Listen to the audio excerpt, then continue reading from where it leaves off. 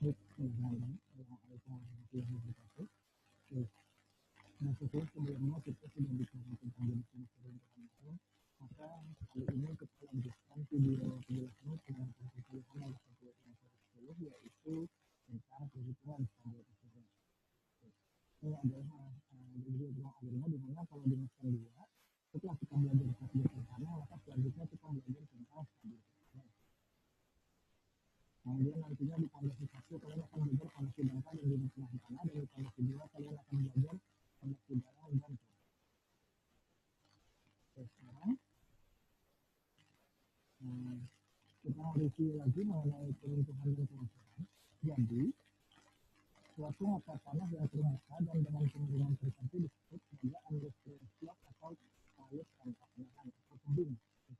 Jadi suatu mata tanah yang terbuka dengan kemiringan tertentu disebut unrestricted slot. Jadi selama dia tidak ada dinding penahan tanah, tidak ada proteksi dengan bentuk seperti ini, nanti kita bilang dia unrestricted slot. Apabila mata tanah tidak ada tanah, komponen gravitasi dari tanah akan cenderung menggerakkan tanah ke bawah bahkan sampai memungkinkan terjadinya kelangsungan. Sehingga untuk mengetes betapa palusnya ketinggian atau daya yang diperlukan proses yang dinamakan slope stability analysis atau analisis stabilitas palut. Nah, jadi kalau bentuk seperti ini, maka kalau ada suatu permukaan yang lebih tinggi dengan kemiringan, otomatis daya gravitasi dari kelangsungan ini, kalau kita ada slide di sini, maka daya gravitasi ini akan menyebabkan dia cenderung akan bergerak ke bawah. Karena dia bergerak ke bawah, kemudian rontok, dia akan ke samping sehingga dia akan sliding. Nah, itu suatu kecenderungan timbunan di situ. Nah, struktur failure homogeneous material. Jadi ini contoh kalau kita tanahnya homogen, maka ada beberapa kemungkinan terjadi kalau tanahnya homogen ada seperti ini. Slide highly on the slope. Yang pertama adalah dia akan untuk suatu penampungan, atau yang kedua adalah surface rupture of imperfect flow of slope, atau dia akan runtuh di sini. Jadi dia bisa runtuh secara total atau runtuh di ujung. Itu kalau tanahnya homogen. Kemudian kalau non homogeneous material surface, non homogeneous material contohnya seperti ini, yang ini gambar di kanan atas. Jadi ini yang dari putus-putus ini adalah pasir atau material seragam, yang hitam ini itu adalah soft clay. Jadi kalau ada pasir gitu di mana dia putus-putus, maka peruntuhannya cenderung akan membentuk polos failure in non-homogeneous surface atau polos breaking weakness. Jadi kalau dia homogen seperti yang di kiri atas ini, dia akan sliding ke atas. Tapi kalau tidak homogen, dia akan runtuh di ujung dikasi, di mana akibat runtuh dikasi ini atasnya akan ikut. Nah, yang ketiga, di kiri bawah ini kalau homogen, kemudian di bawahnya tanah kerasnya dekat dengan permukaan. This failure in homogeneous material. Jadi kalau seperti ini, maka ini disebut this failure. Jadi kalau tanahnya homogen dan peruntuhannya mencapai tanah keras, maka itu kita sebut this failure. Tapi kalau tidak sampai tanah keras itu di atasnya, maka ini kita sebut dia slightly on slope, dengan di atas. Ini kita pengen performance center on vertical base. Kemudian di sini, kalau peruntuhannya yang terakhir, kalau peruntuhannya nggak mau untuk sirkular, tapi dia runtuh sampai ke tanah keras seperti ini, maka ini adalah the failure on non-homogeneous material structure called that of very soft clay. Jadi ada beberapa kecenderungan. Kemudian ada lagi yang kelima, kalau di sini ini contohnya ada sandstone, ada clay, ada clay juga di sini. Jadi ada sandstone, ada beberapa lapisan tanah yang berbeda yang bagi-bagi yang berbeda, maka dia akan slide beneath partial fill to control dari soil on which fill was placed. Jadi peruntuhannya tergantung pada di situ adalah tanah lunak yang memiliki timbunannya.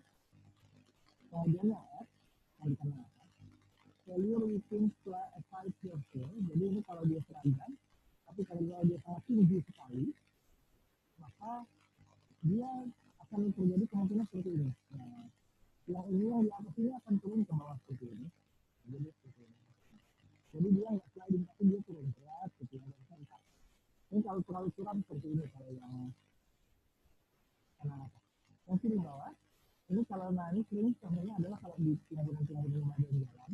Jadi kalau kita mau jalan kan pakai timbunan, itu seringnya kasusnya di bawah. Failure of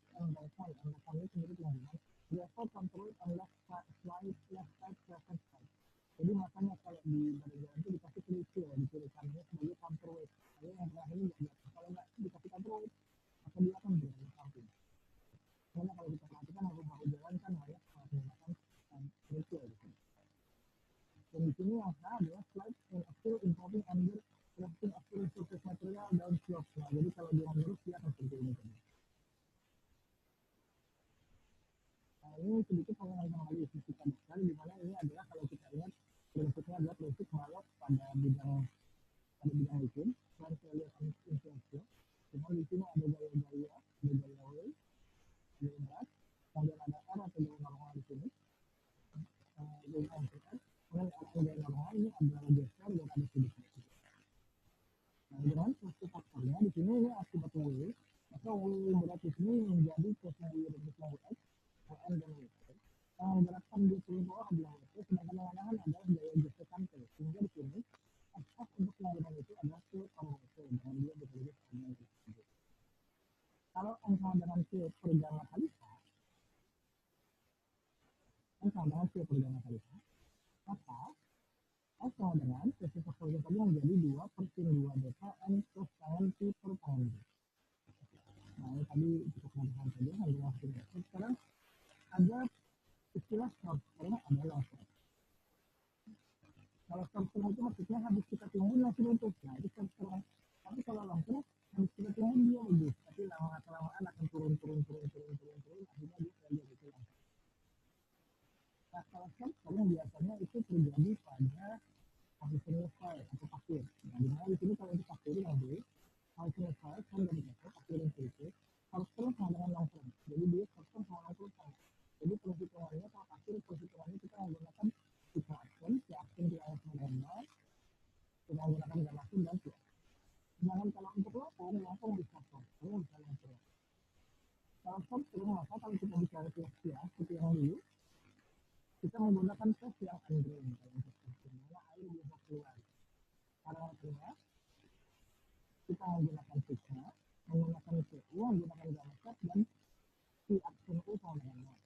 Tapi kalau untuk jarak panjang, ternyata kita menggunakan derivita, kita aksen dimana kita menggunakan kita aksen, gamma aksen dan si aksen. Ini untuk kasus-kasus yang ada di sini. Untuk kita ingat bahwa kita aksen sama dengan gamma aksen sama dengan gamma set dan gamma U dan kita aksen sama dengan sigma min U.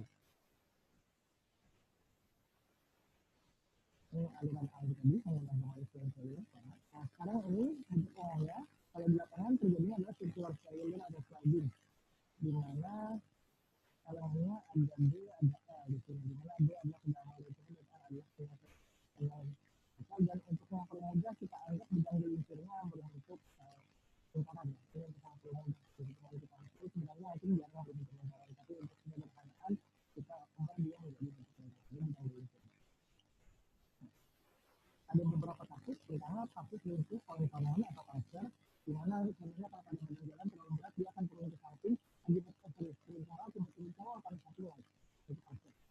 Ada B langsung dengan retak, ini kelihatan kalau di misalnya di jalan itu di tengah-tengah itu ada retak dan dia basirnya agak turun, itu langsung dengan retak.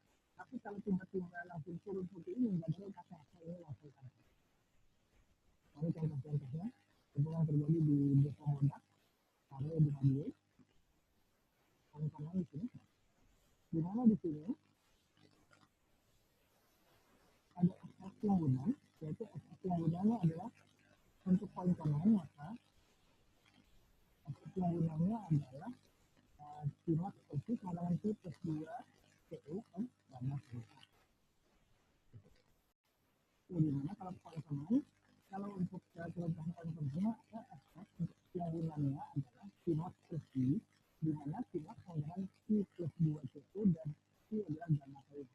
Simak itu punya tanda dasar di bawah CU, T punya penggunaan di atas gamma kali H. Kalau B lebih jauh lebih besar dari H, jadi kalau berpenggunaan jauh lebih besar dari H, maka simak T atau T-nya menjadi CMC. Kemudian koefisien MC tergantung dari C. Kalau penggunaan terendam air, maka yang dipakai bukan gamma kali H, tapi gamma aksen kali H. Karena gamma aksen ada. Nah, harga MC tergantung dari C-nya. Jadi kalau menurut Henry Armstrong, nilai MC itu tergantung dari lebar yang lebih tinggi. Kalau lebar yang lebih tinggi kan 0 sampai 1,5, maka MC-nya 5,14. Tapi kalau 10, dia 9,5.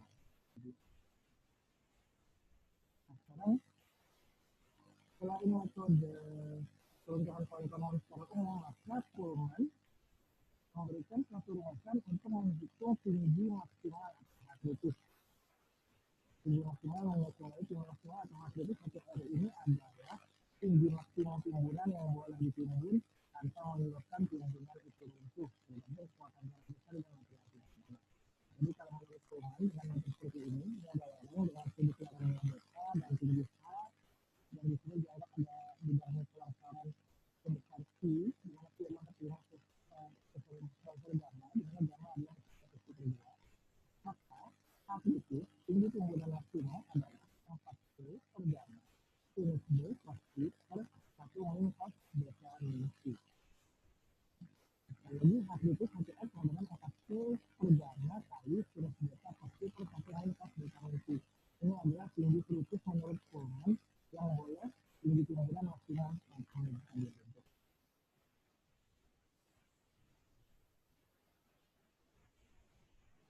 sedangkan sudut kritisnya sendiri adalah beta plus QB per 2.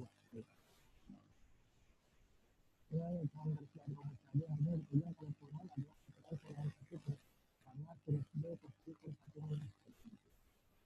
Yang kedua, menurut Terjadi efek, maka kalau menurut Terjadi efek, tinggi timbunan kritis adalah sama dengan CU per gamma kali N, di mana CU itu adalah tanah dasar, masih Andre tanah dasar. Gamma adalah berat gamma timbunan sendiri, dan N di sini adalah R adalah ini nilai dari koefisien stability number yang diambil dari tabel ini.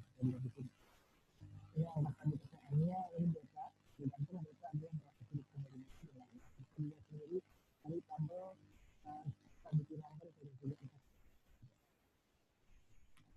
Nah ini yang lebih jelasnya. Jadi untuk nilai tadi, bisa jelaskan. Jadi tadi rumusnya adalah HCF sama dengan CU per gamma kali N. Yang jadi masalah adalah N. Nah di sini menentukan adalah N tergantung beta. Di sini ada stability number N, di bawahnya adalah slope angle-nya atau betanya dalam derajat. Jadi kalau betanya lebih dari 50 derajat, 3 derajat, maka ausentus full circle. Kalau kurang dari 53 derajat, maka kalau full circle kita pakai garis yang lurus, kalau mid full circle pakai garis lurus, plus circle kita pakai yang lurus. Jadi kalau sudut lurus jaraknya lebih dari 53 derajat, kita semuanya menggunakan garis yang lebar. Misalnya slope angle-nya 53, misalnya di sini 60. Nah di sini ambil 60, di sini terus di sini, maka nilai N-nya adalah kurang lebih 0,198. Kalau sudut kemiringannya kurang dari 53 derajat, kita lihat dia peruntuhannya peruntuhan kaki, peruntuhan menengah, ada peruntuhan yang sirkular. Sekian untuk pengetahuan fondasi.